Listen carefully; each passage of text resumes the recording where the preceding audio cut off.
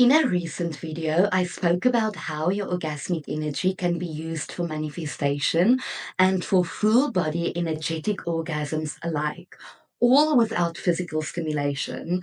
And after posting that one, many of you asked for a more detailed guided practice. So that is exactly what this video is.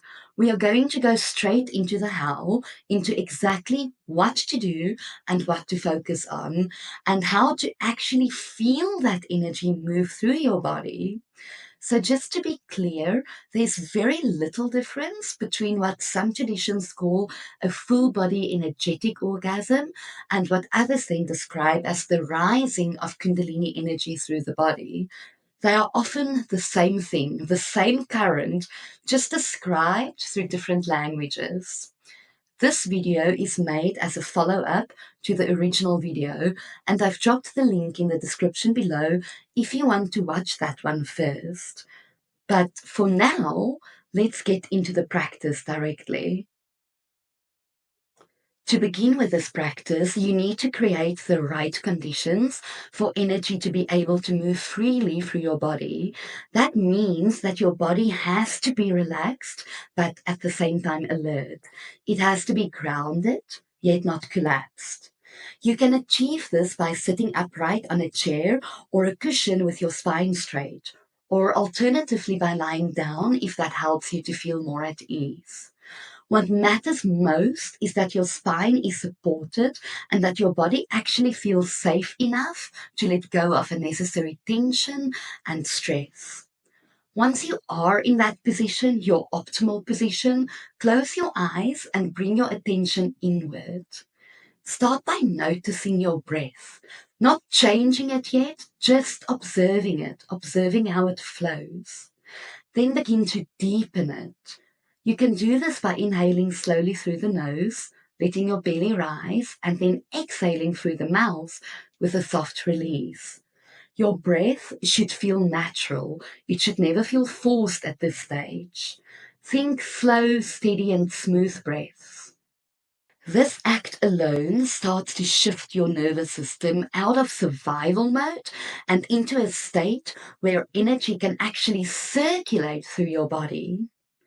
Now bring your attention to the very base of your spine. This is where the energy tends to gather at first. This is your root center. You're not trying to imagine anything dramatic happening. Just pay attention to that area as you breathe. That means mentally focus on it. Think about it.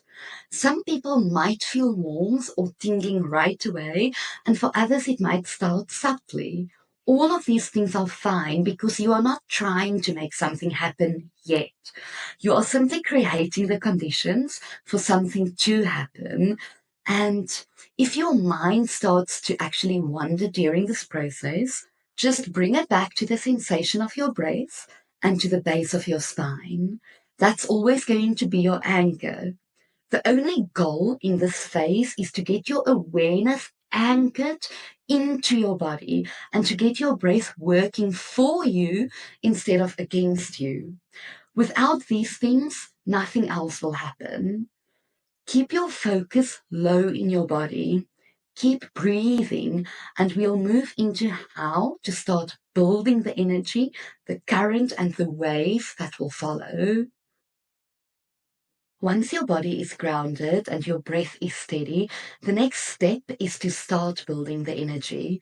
Remember, you are not chasing a feeling, but you are generating an internal charge. You can think of it like a slowly increasing pressure inside a container. It has to actually build before it can move. You can begin with a basic breath rhythm. Inhale through your nose for a count of 4 while expanding your belly, and exhale through your mouth for a count of 4, allowing your whole body to soften with that exhale.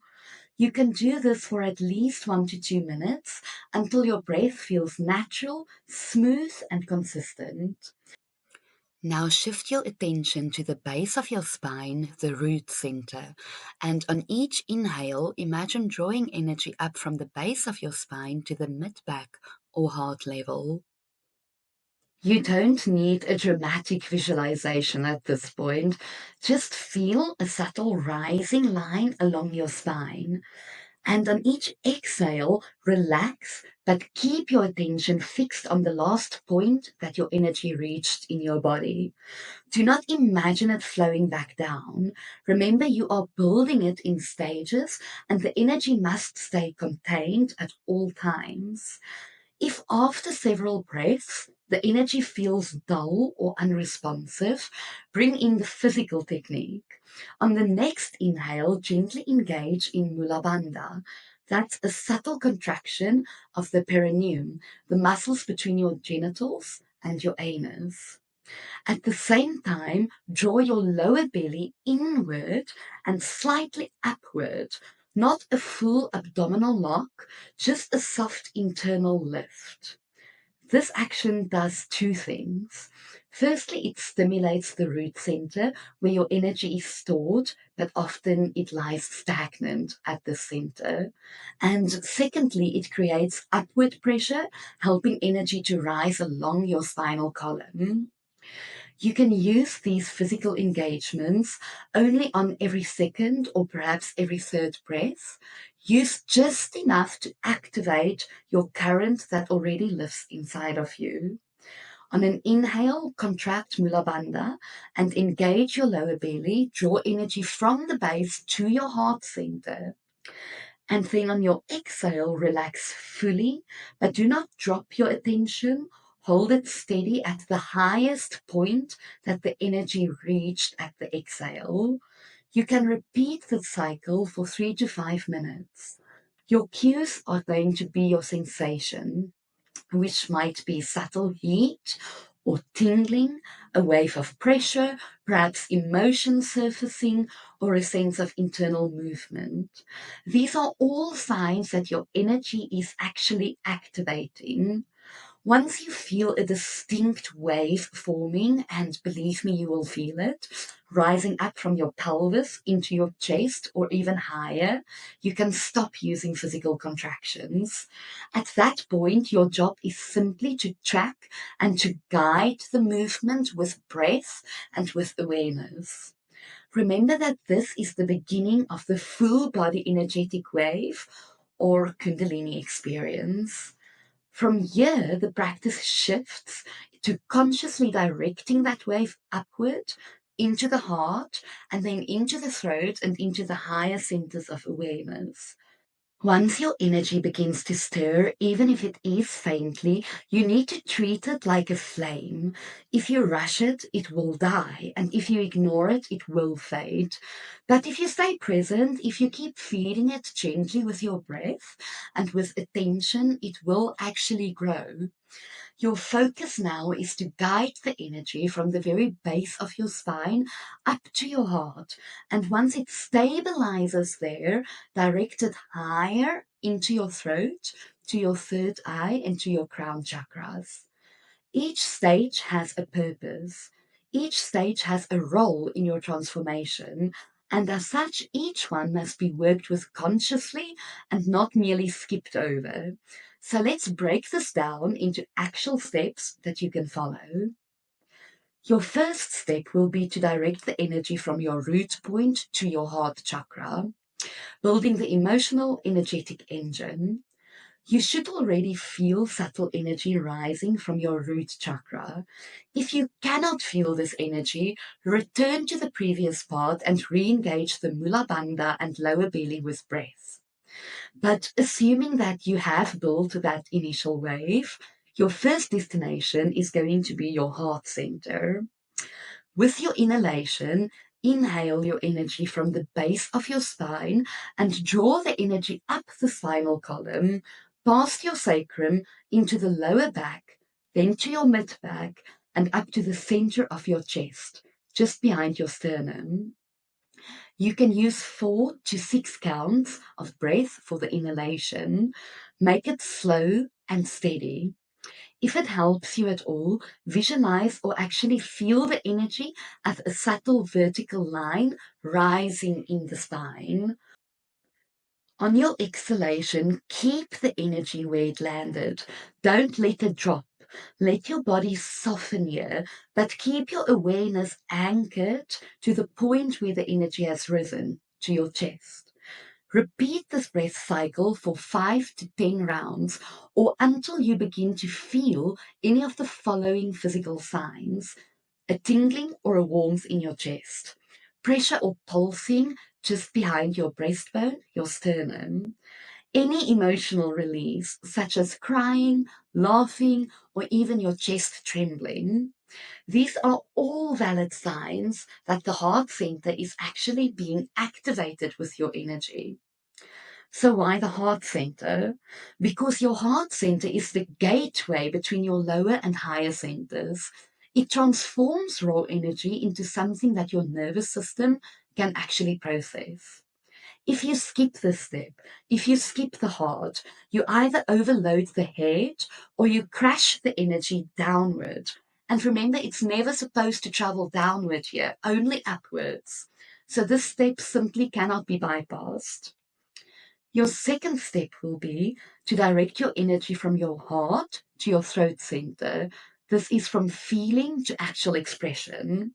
So once you feel that the heart is active, full, buzzing, and open, you can actually begin to guide this energy upward into your throat center. So on your next inhalation, start from your heart. This means inhale from your heart and continue the upward line through your spine, through the back of your neck, and into the center of your throat. At this point, you may feel physical sensations such as tightness, tension, or perhaps even a choking sensation there. All of these things are common, especially if you've held back expression or communication for a very long time, as I guess we all do. Breathe through this. Do not try to push through it forcefully, but let your breath simply guide your energy forward. And if it opens, you may feel a surge of lightness, or perhaps even a vibration rising through the throat and into the very base of your skull. This is the sign that your energy is ready to move higher in your body to a higher center of awareness, a higher chakra point. So your third step will be to direct the energy from your throat to your third eye and crown centers. This is expanding the field. If energy continues to rise, allow it to move through the back of your head and settle at the third eye. This is at the center of your forehead. This often feels like a pressure sensation, perhaps even a buzzing sensation, or even a deep inward stillness. From there, the energy may rise into your crown, which is the top of your head. This can feel like a tingling at your scalp, or a lightness, or a sense of your body almost becoming translucent, or perhaps even weightless. Don't control this part. This is very important. Just keep breathing and keep tracking the flow with your awareness. At this point, many people experience what they describe as non-genital and full body orgasm, or a kundalini peak.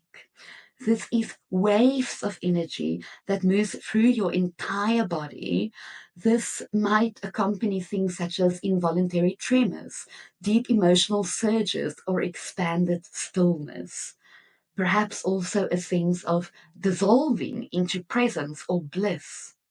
Whatever you feel here or whatever you don't feel, stay present. Don't chase it and don't contract. Remember, your only job is to breathe and to feel. Your fourth step will only be employed if it becomes too intense.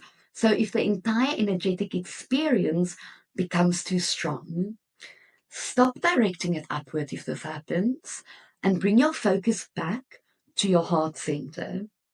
Breathe slowly into your chest. Press your hands gently over your chest or over your lower belly. This is to ground yourself. Remember, you are not losing progress. You are simply stabilizing the channel and the charge. Your fifth step happens if the energy descends naturally. So if you feel the wave beginning to move downward, either along the front of your body, as with the microcosmic orbit, or as a spiral into your root center, this is actually a good thing. It means that the circuit is beginning to complete itself, literally by itself. So this is no form of regression. It's merely circulation. You've drawn energy upward, and now the body is learning to hold that charge, to hold that energy, and to cycle and to metabolize that energy. What's important next is to learn how to stay open as all of this happens and how to live with this current that is still active in your system even after the practice. Once your energy has risen, whether it's reached your heart center, your third eye center, or your crown center, the next phase is to stabilize it if it hasn't stabilized by its own already. This is where most people unintentionally lose the entire current, either by overthinking the entire process, by getting spaced out in the physical sensations, or trying to chase the next wave. But real transformation doesn't come from the peak of the wave. It comes from what you do with the charge after the peak of the wave. Remember that you're not trying to hold on to intensity. You are anchoring the circuit, and that means letting the energy settle without collapsing. You can start by bringing your attention to the back of your spine and to your heart center. Breathe slowly here. Inhale through your nose and exhale through your mouth, literally just like you did earlier. But this time, don't try to force or to push anything. Just observe what happens in your body. And you may feel the energy still rising, or you might feel it start to gently descend down the front of the body, like we discussed earlier.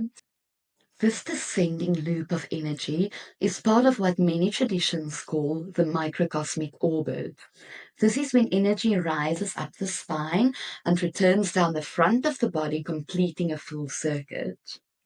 If you feel this happening to you on its own, as we discussed earlier, then stay with it. But if not, then you can guide it intentionally through your breath. On your inhalation, lightly draw energy up your spine from the base to your crown. And on your exhalation, visualize it flowing down the front of your body, your forehead, your throat, your chest, navel, and finally back to your root chakra. It's important not to force it at this stage. Just let the orbit feel natural and gentle, like a magnetic loop that you are simply learning to trust. This is very important because it teaches your body that orgasmic energy doesn't need to explode out of you. It can actually be contained, it can actually be circulated, and it can actually be transformed and transmuted, finally feeding your nervous system, refining your awareness, and upgrading your entire baseline of existence. You might be wondering how often to practice this. Well, consistency is more powerful than the intensity. So even 10 to 15 minutes a day is more than enough to train your system. You don't actually need to be aroused in the traditional sense. You don't need to wait for the right feeling. Remember, you can generate that feeling.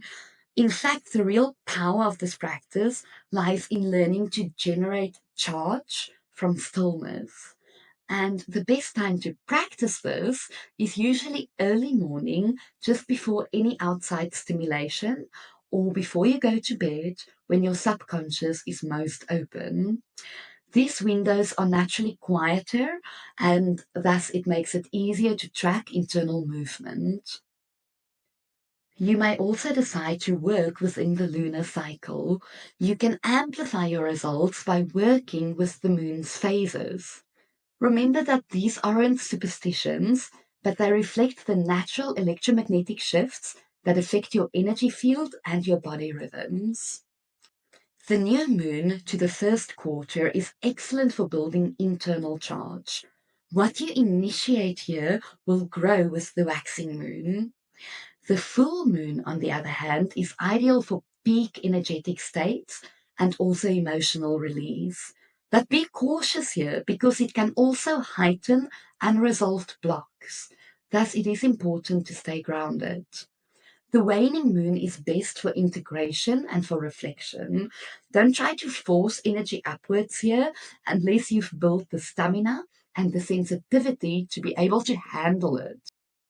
If you're cycling with the moon, time your deepest practices with waxing crescents or full moons for expansion, and use the waning moon to absorb and to ground. For your post-practice grounding, it's important to never finish a session without closing and without grounding yourself and your energy. If you feel euphoric, actually, especially if you feel euphoric, you need to re-enter your body. This is the grounding stage. Stand or walk slowly. Actually touch your skin. Press your feet into the ground, into the earth. Drink water. This is always an excellent idea. And speak aloud, even if it's just a few words. All of these things tell your nervous system that it is safe and that you can live here in your body. If you are living in the current, you'll notice a couple of things over time, such as the energy activating faster, the waves actually staying with you for a longer period of time, and your baseline changing. Eventually, this stops becoming something that you do or you have to do, and it becomes something that you live inside of, not just during the practice stages, but in your daily life, in your routine, in your thinking. And that's the real point, not to chase full body peaks, but to become someone who holds and who circulates life force energy as your natural state. This is called embodiment. It's also a form of retention. It's also transmutation. And when you stabilize this, then you are not just feeling energy, but you are actually becoming the field of energy itself, literally speaking. If this practice stirred something in you, then follow it. But remember that this kind of work doesn't end when the video stops. It only begins here. And if you do want to go deeper into energy practices, advanced teachings, and guidance, you can always join me on my Patreon. You'll find the link in the description below. And if this video helped you, then please let me know in the comments. Please like, share, and also subscribe if you want more practical guides on energy, transformation, and simply living as a mystic in the modern world, which can be challenging, as we all probably know. But even most importantly, keep practicing because the body remembers. And once the current is awakened, it never fully goes dormant again. Thank you so much for watching, and I'll see you in the next video.